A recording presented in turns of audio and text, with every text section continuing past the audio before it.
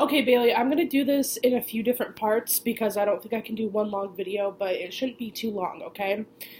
First, I'm going to show you a book that I already made so you kind of get an idea, and then I'll show you what tools I have, which is not a lot of things at all, okay?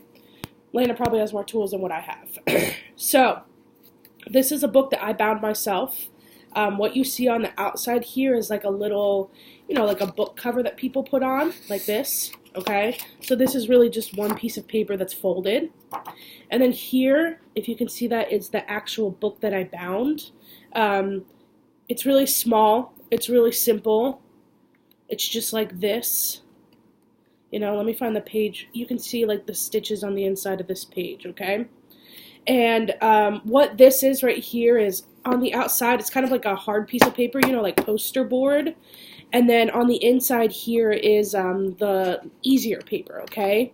And you don't have to have the hard piece. That kind of makes it so that it's, an actual, so it's solid on the outside. It's not just a flimsy piece of paper, and then all of this is paper on the inside, okay? So the way that let me show you the tools first, okay? So today, I don't have any of that poster board I was just talking about for the outside, the cardstock hard paper. I just have a bunch of normal white paper, okay? Normal white paper is completely fine. I think that's what I used to bind my other book. And then I have the bone folder, which Lena gave to you, okay? This is what it looks like. And this is really just, we're going to be using this to score pages so that we can fold them really nice, okay? I just have a pencil for marking any marks I need to make. I have a pair of scissors, doesn't matter the size, I'm just using these cute little ones. And then I have a thumbtack. You can use anything pointy, you just want it to be pointy enough that you can push through the paper and not have to work it too hard, so I just have a sharp little thumbtack. I'm sure you guys have something in the house you can use.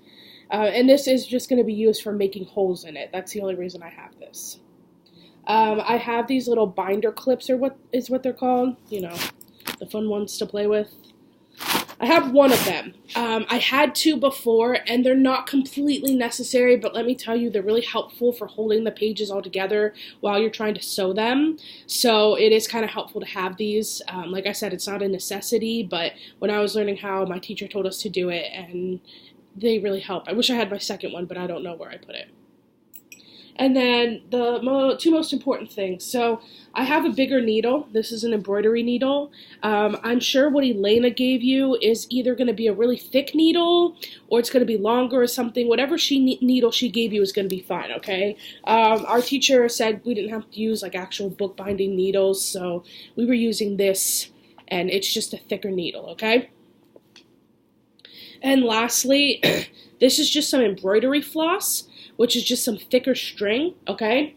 And when we were learning how to do it, Nani, go away. Sorry. When we were learning how to do it, our teacher told us that he told us to use dental floss, Bailey. So what you use to clean out your teeth, like a little thing of it. And you get the unscented kind so it doesn't smell minty, which a bunch of people got minty anyway, so they had good smelling books. But it was dental floss because it's silky smooth and it's really easy to pull on and it won't break your book. I had to bind 2 books and a practice book of this, so 2 of my books I did with the dental floss and one of them I did with this stuff, which is just embroidery floss, which is the stuff I use to embroider, and it turned out fine, okay? I had no problem with it. So it's all up to you. Honestly, dental floss and this stuff is going to be about the same price. I found dental floss a little easier to work with because it can be pulled on and it doesn't get caught or anything and it doesn't fray, but that's totally up to you, okay? I'm using this black poster board to do all my stuff on top of so that you can see me doing it. I'm going to put that down in front of me, and then I'm about to start the second video to show you how to start the whole thing, okay?